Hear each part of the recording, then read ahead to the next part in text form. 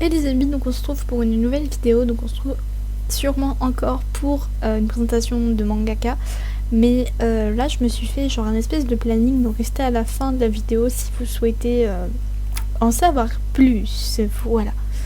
Donc je vais vous présenter Sakisaka Iyo, donc avec le même plan que pour toutes les autres vidéos, voilà.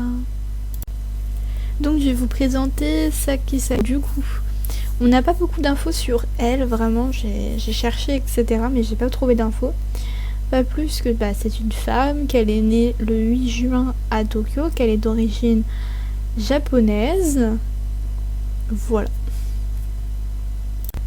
Donc la première œuvre qu'elle a faite, c'est en 2001. Elle a fait Call Me Name. Donc c'est évidemment paru qu'au Japon. Donc c'est un one-shot, enfin il n'y a qu'un seul tome, donc je suppose. C'est un shoujo romance et tranche de vie. Je vais vous lire le résumé. La première personne avec qui est sortie Shoko est en fait la première personne à qui elle a déclaré son amour. Cette personne s'appelle Asakawa. Le problème, c'est qu'à force d'être trop collante, elle s'est faite plaquer au bout de 2 mois. Ensuite, en 2002, elle a fait Bye Bye Little, donc toujours paru qu'au Japon en un seul tome, toujours de la même catégorie, donc c'est un shoujo qui est romance étrange de vie. Je vais vous lire un résumé. Ai est une jeune étudiante qui a perdu son père lorsqu'elle était en maternelle. Elle doit s'occuper de son frère qui est immature et qui fait plein de bêtises, mais en fait celui-ci aide en secret Ai. Également paru en 2002, nous avons Watashi no Koibito, qui est également que paru au Japon, qui est un shoujo en 2 tomes, qui traite également les mêmes sujets, donc romance étrange de vie. Donc je vais vous lire un résumé. Un jour, Amy reçoit un appel, qui était destiné à sa sœur aînée, dans lequel un garçon lui avoue son amour. Amy raccroche sans rien dire, mais le jour où elle entre au lycée, elle rencontre ce fameux admirateur. Ensuite, en 2004, est paru Kimi Bakari no Sekai, donc toujours également paru au Japon en un seul volume. Donc c'est toujours du même sujet, shoujo, romance étrange de vie. Je vais vous lire un petit résumé. Alors les noms japonais, c'est pas mon truc. Yoshikawa Yuriko est en première année. Il se retrouve avec la fille qu'il aime, Seiya Takashi. Elle croit que ses sentiments ne sont pas réciproques et elle ne dit donc rien. Ensuite, nous avons en 2006 Blue, donc qui est en un seul tome, qui est également paru qu'au Japon. Donc c'est également un shoujo qui traite la romance et la tranche de vie. Donc pour le résumé, Anna entre dans le même lycée que la personne qu'elle aime, mais en fait cette personne est son cousin Reiji.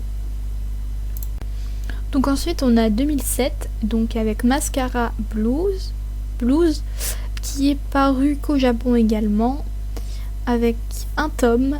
Donc c'est bien évidemment un shoujo romance étrange de vie. Donc c'est un one-shot qui contient 3 nouvelles, donc il n'y a pas de résumé. Donc je vous laisse aller faire des recherches si vous savez où aller, mais moi personnellement, mes 2 sources que j'ai prises, il n'y avait pas de résumé. Ensuite, également en 2007, nous avons Strobe Edge, donc qui est sa première série sortie en France avec 10 tomes. Donc c'est évidemment un shoujo qui est romance étrange de vie. Je vais vous lire son résumé. Ninako est une jeune lycéenne sympa et naturelle. Un jour, elle croise dans le même train Ren, l'idole de son lycée. Ninako ne va pas faire exception. Elle va tomber sous les charmes de son camarade. Cependant, Ren a déjà une petite amie, Mayuka, un superbe mannequin. Celle-ci est la grande sœur de Daiko, l'amie d'enfance de Ninako. Daiko est secrètement amoureux de Ninako, même si toute sa classe s'en est rendu compte. Il va déclarer sa flamme à la jeune fille qui va malheureusement le rejeter. Ninako va-t-elle sortir avec Ren? Que va faire Daiko après le rejet de Ninako? Comment les sentiments de nos protagonistes vont évolué. Ensuite, nous avons 2011 qui a été, je pense, la série qui l'a rendue la plus connue, enfin j'ai l'impression. C'est Blue Spine Ride, donc qui est sorti en France avec 13 tomes. Et j'ai entendu dire que la parution a été coupée. Je sais pas trop si c'est vrai ou pas, mais bon. Donc c'est bien évidemment un shoujo romance étrange de vie, donc son résumé. Futaba s'est transformée à son entrée au lycée. Douce et féminine au collège, elle est devenue plus énergétique et garçon manqué dans l'espoir de se faire des amis. Mais ces nouvelles amitiés sont artificielles et Futaba va bientôt remarquer les limites de son changement de personnalité.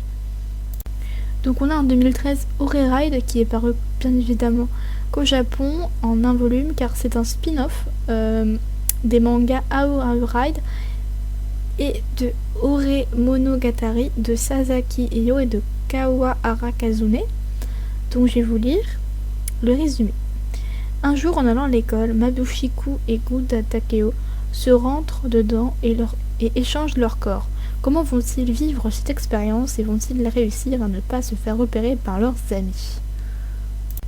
Ensuite en 2013 toujours on a Sono Omakage wo Shiteru, donc toujours paru qu'au Japon en un seul volume. Donc c'est un type shoujo mais de romance et de school life cette fois-ci. Maku Inu, surnommée Inoshi par ses amis, est une jeune lycéenne qui ne croit pas en l'amour et considère ce sentiment comme ennuyeux. Ses journées sont donc bien longues lorsque les sujets de conversation tournent autour des garçons. Cette situation va peut-être peu à peu changer suite à un échange avec Riku Sakamoto, un garçon de sa classe qui ne connaît même pas son nom. Et enfin en 2013 elle a fait les dessins du manga All de Umi Ayase, donc qui est paru en un seul tome, donc et uniquement au Japon, donc c'est un shoujo romance étrange de vie. Donc je vais vous lire son résumé. All, ou Haru, est le petit ami de Kurumi. Cette dernière se laisse mourir lentement depuis le décès d'All dans un crash aérien.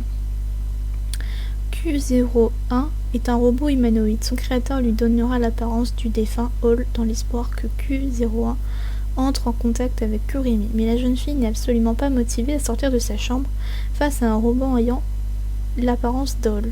Je sais pas comment on dit. Donc ensuite en 2014 est paru, je pense si vous avez suivi, est paru le short love story, donc les histoires courtes. Donc elle a écrit des histoires dedans, donc je n'ai pas de résumé ni rien, mais je voulais quand même vous en parler, voilà. Ensuite en 2015, je pense que ça a été la série après Blue Spine Ride qui l'a vraiment lancé en France. Donc c'est Love Beloved, Live Be Left, donc qui est paru en France avec 9 tomes actuellement. Au Japon, le manga est terminé, il y a 12 tomes au total. Donc c'est un shoujo qui est romance étrange de vie. Donc son résumé, je vais vous le lire. Yuna et Akari se rencontrent sur un quai de gare sans s'être jamais croisés auparavant. Elles s'aperçoivent que, en plus d'habiter dans le même immeuble, elles fréquentent le même lycée. C'est le début d'une amitié entre deux filles que tout oppose. Si Yuna est une fille rêveuse et romantique, Akari se veut plus réaliste quant aux relations amoureuses. Et les choses évoluent quand Yuna tombe sous le charme de Ryo, le demi-frère d'Akari, et que cette dernière s'éprend de l'ami d'enfance de Yuna, Kazuomi. Leur vision respective de l'amour va être mise à rude épreuve. Donc voilà, donc j'espère que la vidéo vous a plu. Je n'ai lu que Blue Spine Ride de cette mangaka, ainsi que j'ai regardé l'anime du coup Blue Spine Ride jusqu'au bout. J'ai vraiment très bien apprécié. Je me réserve sa dernière série qui est sortie donc en 2015, Love Beloved, Live Be Left. Donc je me la réserve bien pour bientôt vu que je sais que maintenant elle est finie et pas en beaucoup de tomes, donc voilà. Alors pour ceux que j'ai dit de rester en fin de vidéo pour le planning, alors j'ai un planning de lundi à dimanche pour les vidéos. Donc on va garder quand même 4 vidéos travaillées sur la chaîne. Donc on a d'abord le lundi donc les présentations d'animés, le mardi les avis manga, le mercredi les présentations de mangaka, les jeudis donc ça va être tous les vidéos qui tournent autour du thème du dessin, voilà. Ensuite le vendredi je reprends les covers pour ceux qui veulent savoir.